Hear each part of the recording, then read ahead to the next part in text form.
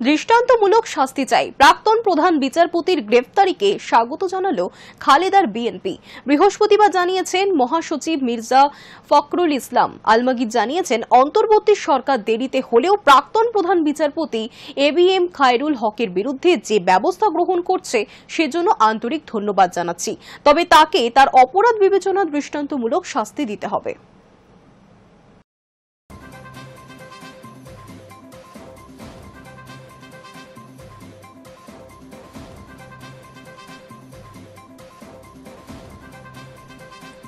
বাংলাদেশের সুপ্রিম কোর্টের প্রাক্তন প্রধান বিচারপতি বিএম খায়রুল হকের গ্রেফতারিকে স্বাগত জানালো প্রাক্তন প্রধানমন্ত্রী খালেদা জিয়ার দল বিএনপি। সেই সঙ্গে মোহাম্মদ ইউনূসের নেতৃত্বাধীন অন্তর্বর্তী সরকারের কাছে ধৃতদের দৃষ্টান্তমূলক শাস্তির দাবি করেছে তারা। বৃহস্পতিবার দলের মহাসচিব মির্জা ফখরুল ইসলাম আলমগীর বলেন, অন্তর্বর্তী সরকার দেরিতে হলেও প্রাক্তন প্রধান বিচারপতি বিএম খায়রুল হকের বিরুদ্ধে যে ব্যবস্থা গ্রহণ করেছে সেজন্য আন্তরিক ধন্যবাদ জানাচ্ছি, তবে তাকে তার অপরাধ বিবেচনায় দৃষ্টান্তমূলক শাস্তি দিতে হবে, যাতে ভবিষ্যতে যেন কেউ এই পবিত্র জায়গায় বসে রাষ্ট্র ও জনগণের ক্ষতি করতে না পারে। শেখ হাসিনার জামানায় বিভিন্নভাবে খায়রুল আইন বহির্ভূত সুযোগ সুবিধা পেয়েছেন বলে অভিযোগ। তার বেশ কিছু রায় নিয়ে রাজনৈতিক বিতর্কও রয়েছে বাংলাদেশে। তার মধ্যে বাংলাদেশের নির্বাচনের আগে তত্ত্বাবধায়ক সরকার গঠনের ব্যবস্থা বাতিল সংক্রান্ত মামলার মূল রায়দানকারী ছিলেন তিনি। হাসিনার পতনের পরে ইস্তফা দিয়েছেন খায়রুল। তারপরে তাকে প্রকাশ্যে খুব বেশি দেখা যায়নি। খায়রুলকে বৃহস্পতিবার সকালে ঢাকার ধানমন্ডির একটি বাড়িতে আটক করে ঢাকা মহানগর পুলিশের গোয়েন্দা বিভাগ। পরে গ্রেফতার করা হয় তাকে। তার বিরুদ্ধে মোট 3টি মামলা রয়েছে বলে জানিয়েছে পুলিশ। Hi news network.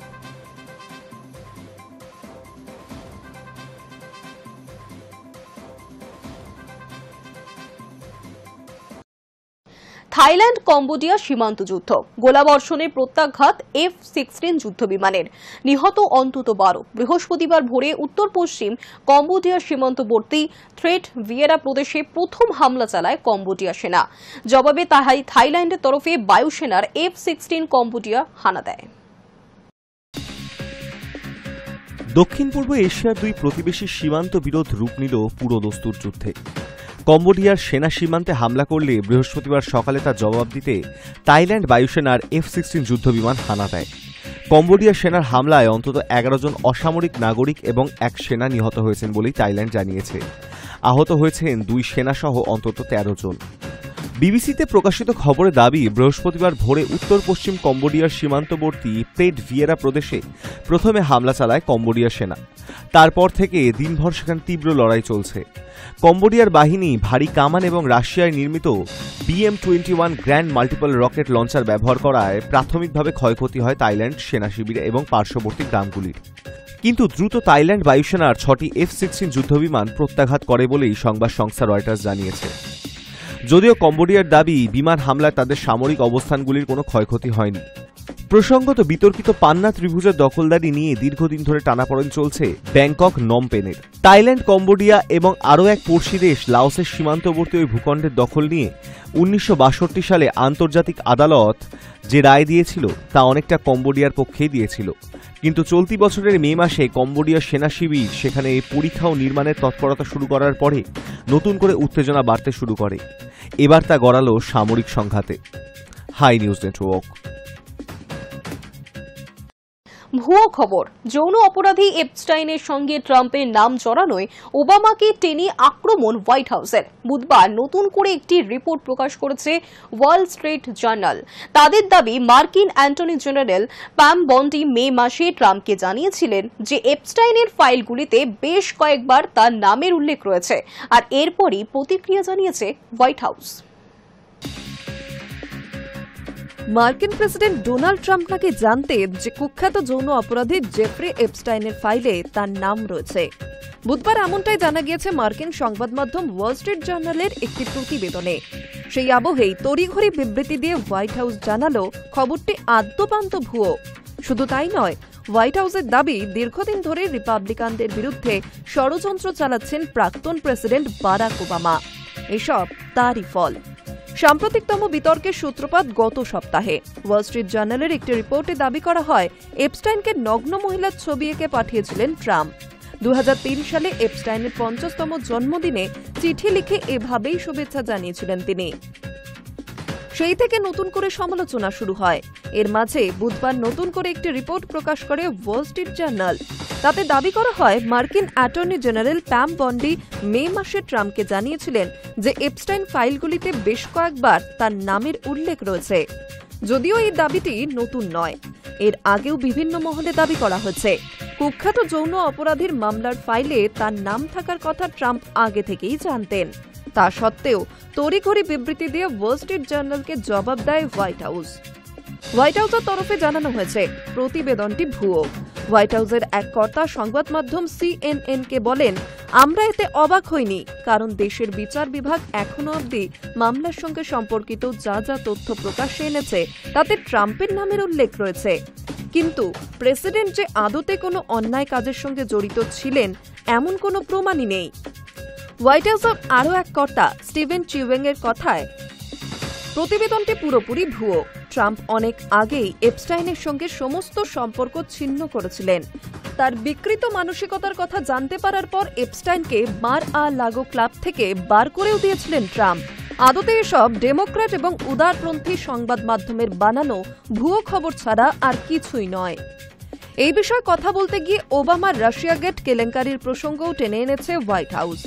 ট্রাম্পের গোয়েন্দা প্রধান তুলসি গ্যাবার্ড হোয়াইট হাউসের এক সাংবাদিক বৈঠকে দাবি করেন, ওবামা প্রশাসনের সবচেয়ে ক্ষমতাধর ব্যক্তিরা রাজনৈতিক অস্ত্র হিসেবে গোয়েন্দা তথ্যকে ব্যবহার করেছিলেন। 2016 সালে ট্রাম্পের জেতা রুখতে এমনটাই করেছিলেন তারা। 2016 সালের প্রেসিডেন্ট নির্বাচনকে প্রভাবিত করার নেপথ্যে নাকি হাত ছিল রাশিয়ারও। এর আগেও অবশ্য ওবামার বিরুদ্ধে একাধিকবার রাষ্ট্রদ্রোহের অভিযোগ তুলেছেন ট্রাম্প। তবে এবারের দাবির পর থেকে নানা মহলে জল্পনা শুরু হয়েছে।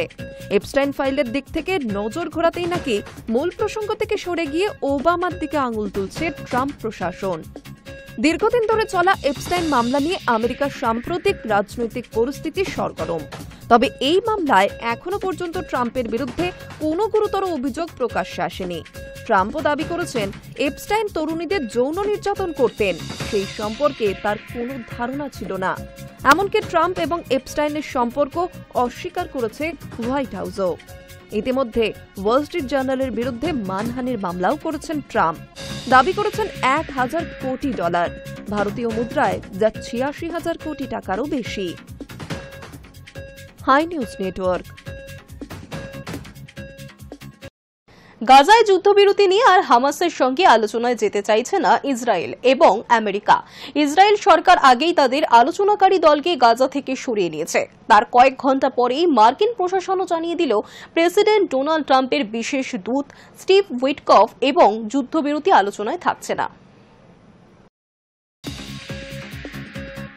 গাজায় যুদ্ধবিরতি নিয়ে আর হামাসের সঙ্গে আলোচনায় যেতে চায় না ইসরায়েল এবং আমেরিকা। ইসরায়েল সরকার আগেই তাদের আলোচনাকারী দলকে গাজা থেকে সরিয়ে নিয়েছে। তার কয়েক ঘন্টা পরে মার্কিন প্রশাসনও জানিয়ে দিল প্রেসিডেন্ট ডোনাল্ড ট্রাম্পের বিশেষ দূত স্টিভ উইটকফও আর যুদ্ধবিরতি আলোচনায় থাকছেন না। বৃহস্পতিবার স্টিভ এক বিবৃতিতে জানিয়েছেন, গাজায় হামাসের যুদ্ধবিরতিতে পৌঁছানোর ইচ্ছার অভাব রয়েছে। তিনি বলেন, আমরা এখন পণবন্দীদের বাড়িতে ফিরিয়ে আনার জন্য বিকল্প ব্যবস্থা বিবেচনা করব। শুধু তাই নয়, গাজাবাসীর জন্য স্থিতিশীল পরিবেশ তৈরির চেষ্টাও করব আমরা। তবে কোন বিকল্প পথে বন্দীদের ফিরিয়ে আনার কথা ভাবছে আমেরিকা তা স্পষ্ট করেন স্টিভ। ইসরায়েল প্রশাসনও তাদের আলোচনাকারী দলকে গাজা থেকে সরিয়ে নিয়েছে। তবে তারা এখনও আশাবাদী, যুদ্ধবিরতি নিয়ে আলোচনা এখনও সম্ভব। বেঞ্জামিন নেতানিয়াহু সরকারের এক সূত্রে দাবি, পরবর্তীকালে কোন পথে আলোচনা সম্ভব তা নির্ধারণ করতেই প্রতিনিধি দলকে ইসরায়েলে ফিরিয়ে আনা হয়েছে। উল্লেখ্য, যুদ্ধবিরতি নিয়ে বৃহস্পতিবার সকালে হামাস তাদের সর্বশেষ প্রতিক্রিয়া জানিয়েছে। তারা জানায়, ইসরায়েলের দেওয়া যুদ্ধবিরতির প্রস্তাব মানতে রাজি, তবে তাদেরও কিছু শর্ত রয়েছে। প্রধানত সীমান্তে ইসরায়েলি সেনার আধিপত্য কমাতে হবে এবং বন্দীদের মুক্তির বিনিময়ে ইসরায়েল কতজন বন্দীকে মুক্তি দেবে তা স্পষ্ট করতে হবে। হামাসের এই প্রতিক্রিয়ার পরই একে একে ইসরায়েল এবং আমেরিকা তাদের আলোচনাকারী দল প্রত্যাহারের সিদ্ধান্ত নেয়। কূটনৈতিক মহলের মতে, ইসরায়েল এবং আমেরিকার আলোচনাকারী দল প্রত্যাহারের সিদ্ধান্ত কৌশলগত কোনো পদক্ষেপ হতে পারে। সম্প্রতি ওয়াশিংটন সফরের সময় ইসরায়েলের প্রধানমন্ত্রী নেতানিয়াহু মার্কিন প্রেসিডেন্ট ডোনাল্ড ট্রাম্পকে জানিয়েছিলেন, যুদ্ধবিরতি নিয়ে হামাসের ইচ্ছা আছে কিনা তা নিয়ে তার সন্দেহ রয়েছে। উল্লেখ্য, যুদ্ধ পরবর্তী পরিস্থিতিতে নেতানিয়াহু বারবার গাজায় শাসন করার দাবি জানিয়েছেন। শুধু তাই নয়, তিনি চেয়েছেন হামাস আত্মসমর্পণ করুক, যদিও তা কখনোই মানতে চায়নি প্যালেস্টাইনপন্থী সশস্ত্র গোষ্ঠী হামাস। Hi news network. প্যালেস্তাইনকে স্বতন্ত্র রাষ্ট্রের স্বীকৃতি দেবে ফ্রান্স। বৃহস্পতিবার সমাজ মাধ্যমে এই ঘোষণা করেছিলেন ফ্রান্সের প্রেসিডেন্ট ইমানুয়েল ম্যাক্রো। আর তারপরই চটেছে আমেরিকার ডোনাল্ড ট্রাম্পের প্রশাসন। ক্ষোভ প্রকাশ করেছে ইসরায়েলও।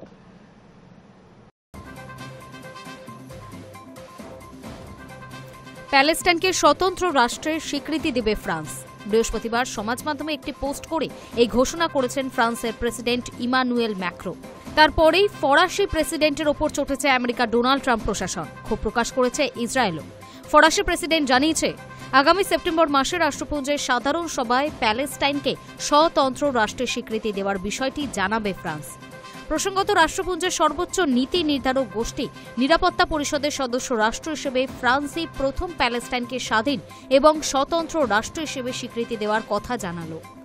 আন্তর্জাতিক রাজনীতিতে আর এক প্রভাবশালী গোষ্ঠী G7-এর সদস্য হিসেবেও এই প্রথম কোনো দেশ প্রকাশ্যে স্বতন্ত্র প্যালেস্টাইন রাষ্ট্রের কথা জানালো। বিষয়টি নিয়ে হইচই শুরু হতেই মুখ খুলেছে হোয়াইট হাউস। আমেরিকার বিদেশ সচিব মার্কো রুবিও সমাজ মাধ্যমে একটি পোস্ট করে ফরাসি প্রেসিডেন্টের সিদ্ধান্তের সমালোচনা করেন। লেখেন, আমেরিকা ইমানুয়েল ম্যাক্রোর প্যালেস্টাইন সংক্রান্ত পরিকল্পনাকে খারিজ করেছে। এই বেপরোয়া সিদ্ধান্ত হামাসের প্রচারকে রক্ষা করবে এবং শান্তি প্রক্রিয়াকে বিঘ্নিত করবে।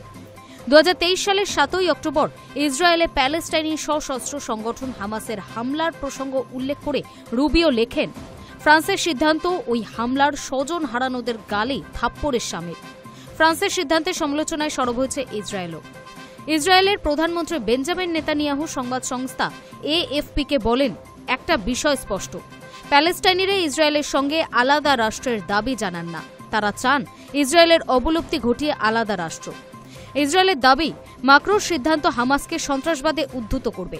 ইসরায়েলের বিদেশমন্ত্রী গিদেওন সারো সমাজ মাধ্যমে স্বতন্ত্র প্যালেস্টাইন রাষ্ট্রের বিরোধিতা করে লিখেছেন, স্বাধীন রাষ্ট্র তৈরি হলে সেটা আসলে হবে হামাস পরিচালিত রাষ্ট্র। সেক্ষেত্রে নিশ্চয়ই ম্যাক্রো ইসরায়েলের নিরাপত্তা সুনিশ্চিত করতে এগিয়ে আসবেন না। ফ্রান্সের অবশ্য দাবি, পশ্চিম এশিয়ায় দীর্ঘমেয়াদী শান্তি প্রতিষ্ঠার লক্ষ্যেই তারা এই পদক্ষেপ করতে চলেছে। ইতিমধ্যে গাজা ভূখণ্ডে ইসরায়েলের সামরিক অভিযান বন্ধ করতে চেয়ে সরব হয়েছে বিশ্বের প্রায় 30টি দেশ। এই দেশগুলির মধ্যে রয়েছে ইসরায়েল মিত্র বলে পরিচিত বেশ কিছু দেশও। এই আবহে প্যারিসের এই সিদ্ধান্তকে তাৎপর্যপূর্ণ বলেই মনে করা হচ্ছে। Hi news Network. আমেরিকায় স্বাদ বদলাতে চলেছে কোকা-কোলার, নির্দেশ মার্কিন প্রেসিডেন্ট ডোনাল্ড ট্রাম্পের। সম্প্রতি সংস্থাটি নিশ্চিত করেছে তার কথাতেই এবার থেকে আখের রসে চিনি দিয়ে তৈরি হবে জনপ্রিয় পানীয় কোকা-কোলা। তবে আমেরিকার বাজারে কবে থেকে এই নতুন স্বাদের কোকা-কোলা মিলবে তা এখনো জানা না গেলেও সংস্থাটির তরফে জানানো হয়েছে আমেরিকার বাজারে শীঘ্রই এই নতুন স্বাদের কোকা-কোলা পাওয়া যাচ্ছে।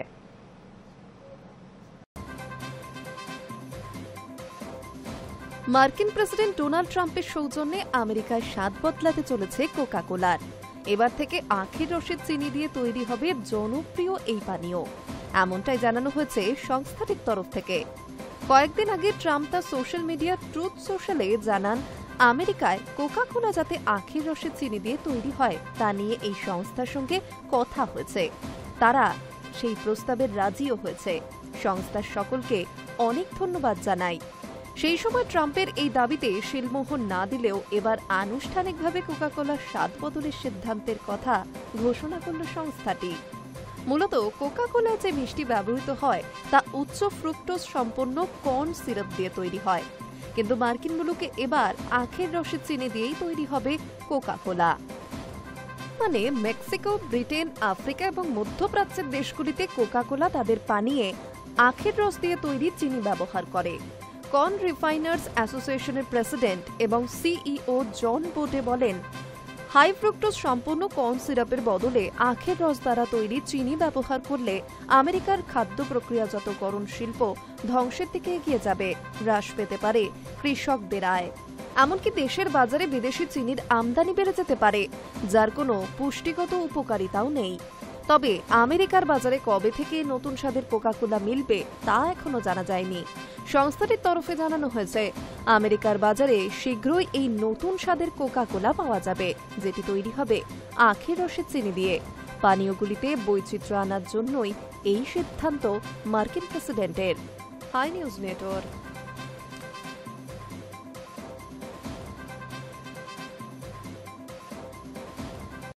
দ্য ওয়ার্ল্ড নিউজ টুডে এখনকার মতো এই পর্যন্তই। দেখতে থাকুন হাই নিউজ, নির্ভীক নিরপেক্ষ।